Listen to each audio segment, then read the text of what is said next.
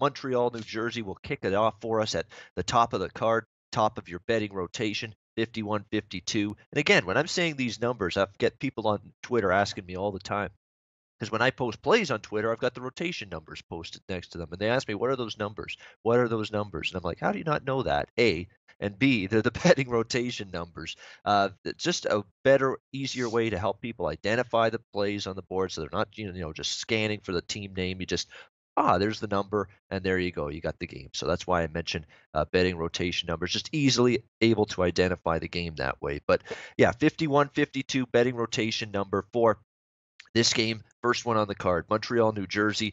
New Jersey minus 165, minus 170, home favorite here. The total 5.5, but minus 115 to minus 120 in that range in terms of the total. We got a Montreal team that, hey, I'll give them credit. They're battling right now.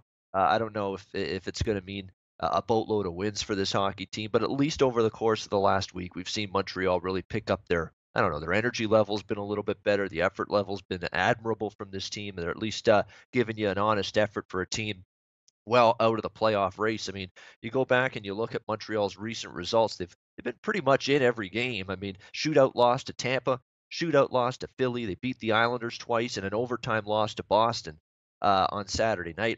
Although they did get heavily outplayed in that game, that might be the best game I've seen Antti Niemi play this season, and maybe in quite some time. I mean, he was excellent. 50 shots faced against Boston, and only allowing two. The game winner on a tremendous individual effort from Brad Marchand on the overtime goal, just doing the old spinorama, going around and round in circles, and finally spun around front of the net, got the shot through, and found a hole through Niemi to beat the Canadiens in overtime on Saturday, 2-1. So give Niemi credit. You know, he was great in that game. Does he have another good one in him here tonight against New Jersey? You would think Claude Julien goes back to him. Why would you not after the performance he had on Saturday? The Devils, meanwhile, they're in a free fall right now a little bit. They've lost 3 straight games. Offensively, really, it's Taylor Hall and who else at the moment for the New Jersey Devils. I mean, they need more secondary scoring. Where has where's Jesper Bratt gone? He was a guy that was really doing some things for them offensively earlier in the season. He's been shut down a little bit lately. Some of these secondary parts, for the New Jersey Devils have really started to shoot blanks offensively. I mean, they are leaning way too much. Taylor Hall has been phenomenal. I mean, you absolutely cannot say enough about what he's done for this New Jersey Devils team. It's a trade that has completely bitten the Edmonton Oilers in the ass. Adam Larson for Taylor Hall, that has completely blown up. Larson, A, hasn't played consistently. B, hasn't stayed healthy. And Edmonton again just makes a terrible decision in that regard, and definitely would want a mulligan if you're Peter Chiarelli in terms of that trade at the moment. Taylor Hall has been fantastic. He has collected at least a point in 25 straight games. When you go through that kind of streak, a point in 25 straight, that's remarkable. 18 goals and 18 assists for Taylor Hall during that 25 game point streak. Really incredible. He's absolutely lighting it up. But New Jersey's problem is, again, in the last 3 games, where is the secondary scoring gone for them? It hasn't been there. They got to pick it up. A lot of their other big guns have to start contributing a lot more and lending some assistance, you could say, to Taylor Hall and his offensive efforts. Yeah, defensively, they're playing well enough. Corey Schneider's back. That's going to help them in the long term. He hasn't played too poorly since returning from injury, but really it all comes down to you need some secondary options here to put the puck in the net. Patrick Maroon comes over late recently to this New Jersey team. He's a guy that you're hoping can chip in a little bit for you.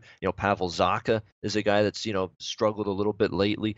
Kyle Palmieri playing on that top unit with Hischier and Hall. Again, these are some of the names you point to here on this New Jersey team in terms of guys that you'd like to see hit the score sheet. Again, it seems like they're just a little too reliant right now on Taylor Hall, and eventually Taylor Hall is going to hit a wall and get to a point where he's not going to be able to keep this kind of blazing hot offensive streak going forever. So New Jersey's going to have to look for options elsewhere to put the puck in the net.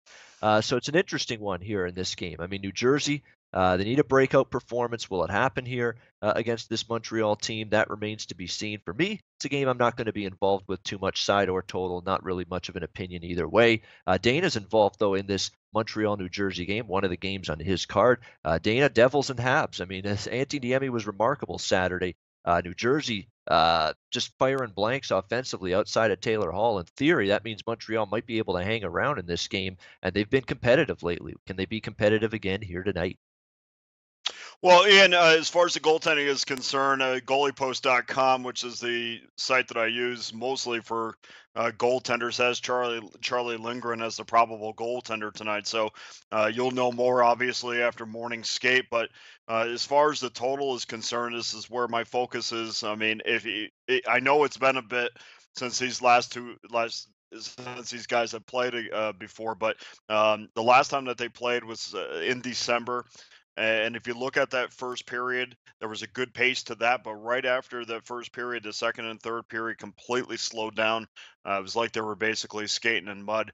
It was a 2-1 win for the Habs in that game. So, um, you know, I don't like to go back that far, but if I have to, I'd like to go back and see what the last game is. And of course, after the trade deadline, things have changed for a lot of people. But like you said, Ian, I just don't think that either one of these teams have enough offense to rely on. I don't know how you can bet any total over with either of these teams. And like you pointed out, I mean, they both have one line that's being productive at this point. Montreal's 29th in the league in scoring. New Jersey's 17th. We kind of think of New Jersey as a little bit better offensively, I think, than they actually are. And if you look in the last month, I'm looking at the numbers right now. If you look in the last month, I mean, Montreal pretty much has stayed where they have been. I mean, there has been zero improvement offensively, which is it's really hard not to do considering how low they are statistically. And for New Jersey, they've actually gotten worse over the last month. So, if you take the season, which certainly wouldn't indicate that this game would go over, and certainly current form doesn't indicate that this game is going over. I just don't know. Neither of these teams have any depth scoring, and you got right now you got the Galchenyuk and Drouin and the Gallagher line for Montreal, Hall and Palmieri and Hischier, and Hischier's been kind of non-existent in his last 5 games as well. So really, it's Hall and Palmieri. Palmieri's chipped in a little bit, and Taylor Hall, like you said, has been going crazy. But I just don't. Outside of that, I don't know where the scoring is coming from. The Devils have played an under in 8 straight games, and under against the East has been. I mean, if you go historically, the numbers are overwhelming for when New Jersey plays an Eastern Conference team. So this is an under bet for me, and it's good because you get plus money at Bet Online and a few of these other places as well. So it's under 5.5 for me. All right, under 5.5. Yeah, that makes some sense because Montreal, they couldn't really generate much against Boston on Saturday at all. Had to really hang on for that lead for the longest time. They really didn't do much to extend that lead. They just basically put themselves in a sit-back protective shell, let Boston fire away at them, and finally Bruins tied it late and ended up winning in overtime. So Dana's on the under 5.5 Montreal Jersey. Hey guys, thanks for tuning in to our channel. Now we've put a lot of work into producing all these free videos, so please help us out and keep all our content free for you forever by simply liking, sharing, commenting, and subscribing.